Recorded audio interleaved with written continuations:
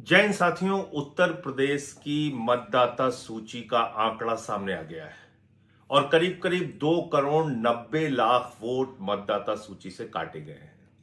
लेकिन यह बहुत ही आश्चर्यजनक बात है, अचंभित करने वाली बात है और बहुत हैरान करने वाली बात है कि इतने बड़े पैमाने पर उत्तर प्रदेश में वोट काटे गए हैं।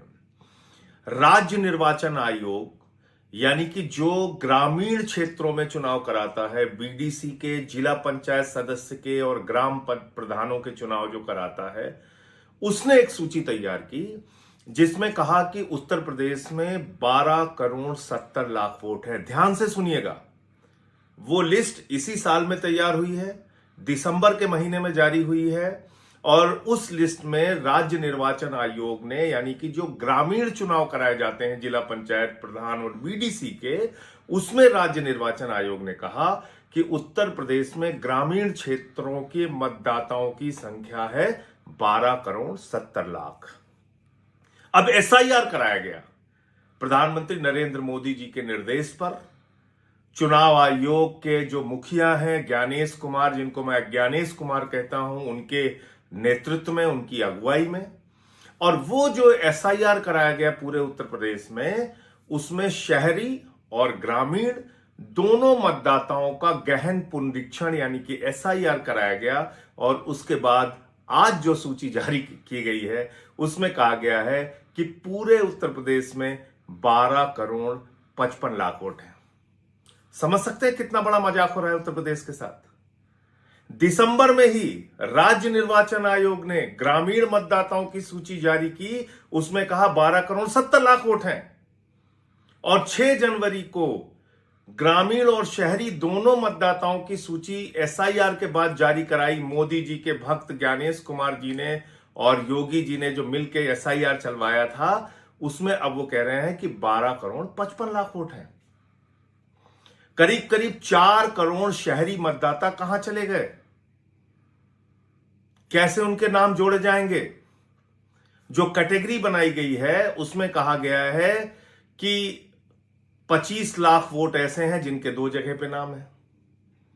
फिर एक संख्या बताई गई कि करीब करीब 2 करोड़ कुछ लाख मतदाता हैं जिसमें कि वो शिफ्ट हो चुके हैं या अनट्रेसेबल हैं।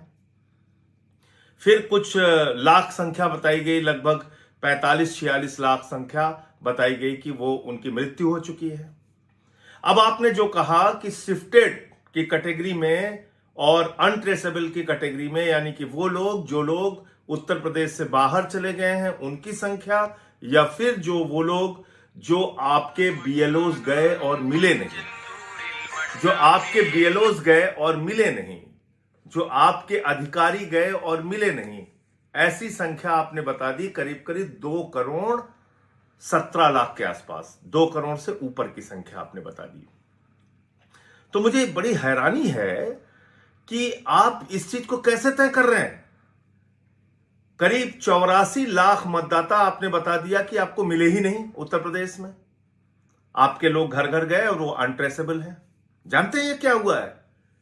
बीएलओस को, अधिकारियों को दबाव बनाया गया और कहा गया भारी संख्या में कि इन लोगों के वोट काट दो। अब आप जानते हैं किसको टारगेट किया गया होगा? यादव को, मुसलमान को, पिछड़ा को, दलित को, कि भाई इनके वोट काट दो। घर पे बैठे उन्होंने वोट काट दिया और लिख के दे दिया अनट्रेसेबल, यानी कि हम गए और ये मिले ही नहीं। दूसरा क्या किया? बोला शिफ्टेड की कैटेगरी में दिखा दो, उसमें भी उन्हीं वर्ग के मतदाताओं को।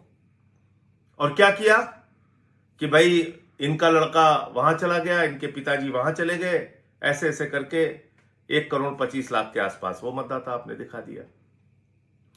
तो मुझे समझ में ये नहीं आ रहा है कि जो लड़का उत्तर प्रदेश का, या जो बुजुर्ग, या जो नौजवान, या जो माताएं बहनें उत्तर प्रदेश छोड़ के काम के सिलसिले में, या जो हमारी बेटियां काम करने के सिलसिले में बेंगलोर या चेन्नई या मुंबई या सूरत या अहमदाबाद या कोलकाता या दुनिया के अलग अलग हिस्सों में या देश के बड़े बड़े शहरों में चली गई, तो क्या आपने ये जानने की कोशिश की कि जो हिंदुस्तान के अलग अलग हिस्सों में गए लोग, वो वहां के मतदाता हैं या नहीं हैं?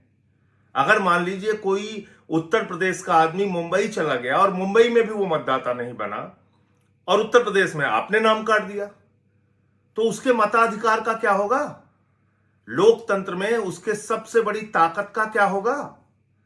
वो मतदाता कैसे रह पाएगा? अगर वो मतदाता मुंबई का भी नहीं है, सूरत का भी नहीं है, अहमदाबाद का भी नहीं है, चेन्नई का भी नहीं है, या जहां वो शिफ्ट किया है आपके हिसाब से वहां का वो मतदाता नहीं है, तो क्या उसको उत्तर प्रदेश में वोट देने का अधिकार नहीं है?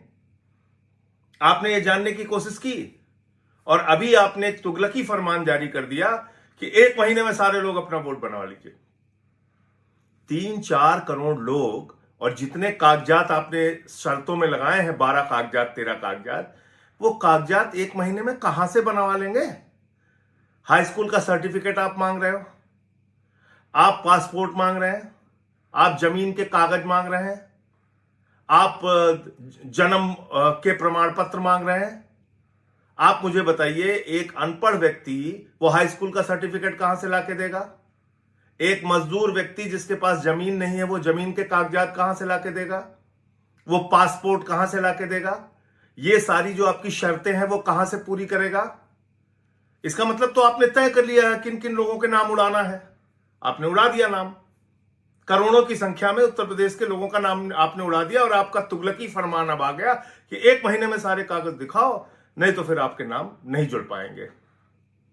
यह आपने तमाशा बना रखा है, लोकतंत्र का मजाक बना रखा है। एक एसआईआर जिसको करने का संवैधानिक अधिकार ही चुनाव आयोग और ज्ञानेश कुमार जी को नहीं है, वो एसआईआर एक तो आप जबरदस्ती पूरे देश में करा रहे हैं, और दूसरी तरफ आप लोगों के नाम उड़ाए जा रहे हैं, काटे जा रहे हैं, बीएलओस पे दबाव बनाए जा रहे हैं, उनकी मौत हो रही है, कुछ भी हो रहा है। और उसी उत्तर प्रदेश के सरकारी कर्मचारी जो योगी आदित्यनाथ जी के अंडर में आते हैं, उनके अधीन आते हैं, उन्होंने राज्य निर्वाचन आयोग की ग्रामीण मतदाताओं की सूची तैयार की, और उन्हीं उत्तर प्रदेश के सरकारी कर्मचारियों ने एसआईआर की सूची तैयार की। तो दोनों में इतना बड़ा अंतर कैसे हो गया? कौन इसके लिए जवाबदेह है? कोई बोलेगा, कोई कुछ कहेगा? संसद में जाओ, वहां सुनवाई नहीं होती, सुप्रीम कोर्ट में जाओ, वहां तारीख पे तारीख पड़ती है, चुनाव आयोग है वो एक तरफा मनमानी कार्रवाई कर रहा है। तो मैं उत्तर प्रदेश में करीब करीब अभी तक हम लोगों के 6000 के आसपास बीएलएस बने हैं, और संख्या में हम बीएलएस उत्तर प्रदेश में बनाने जा रहे हैं। मैं अपने सभी साथियों से कहना चाहता हूं कि ज्यादा से ज्यादा संख्या में उन लोगों के नाम खोजिए और पता कीजिए जिनके नाम जबरदस्ती काटे गए हैं, और उनको हम मीडिया के सामने लेके आएंगे, उनको हम सोशल मीडिया के सामने लाएंगे, उनको हम जनता के सामने, उत्तर प्रदेश के लोगों के सामने लाएंगे कि कितने भारी पैमाने पर, बड़े पैमाने पर लोगों के नाम काटे गए हैं। तो इसको एक अभियान बना दीजिए, इसको एक क्रांति बना दीजिए, और अपना नाम किसी भी रूप में कटने मत दीजिए। और जो लोग बाहर हैं, यानी कि जिनको शिफ्टेड की कैटेगरी में दिखा दिया गया है, उनसे भी मेरा निवेदन है कि उत्तर प्रदेश के हमारे वो भाई जो दिल्ली में, मुंबई में, अहमदाबाद में, गुजरात में, सूरत में, जहां जहां भी वो काम करते हैं, कृपा करके अपनी लिस्ट में नाम अपना चेक कर लीजिए कि आपका नाम जोड़ा गया है या काट दिया गया है, और अगर काट दिया गया है तो अपना नाम जुड़वाइए, वरना आप मत के अधिकार से वंचित रह जाएंगे, लोकतंत्र में सबसे बड़े अधिकार से वंचित रह जाएंगे। याद रखिएगा, बाबा साहब डॉक्टर भीमराव अंबेडकर जी ने ये लोकतंत्र में सबसे बड़ा अधिकार आपको दिया है, वोट का अधिकार, जिसमें राष्ट्रपति के वोट की भी गिनती 1 होती है, और गांव के गरीब आदमी की, मजदूर के वोट की भी गिनती 1 होती है। इसलिए बाबा साहब के द्वारा दिए गए इस अधिकार को कभी भी कोई छीनने ना पाए, इसके लिए एकजुट हो जाइए, एक साथ आगे बढ़िए और अपने वोट बनवाइए।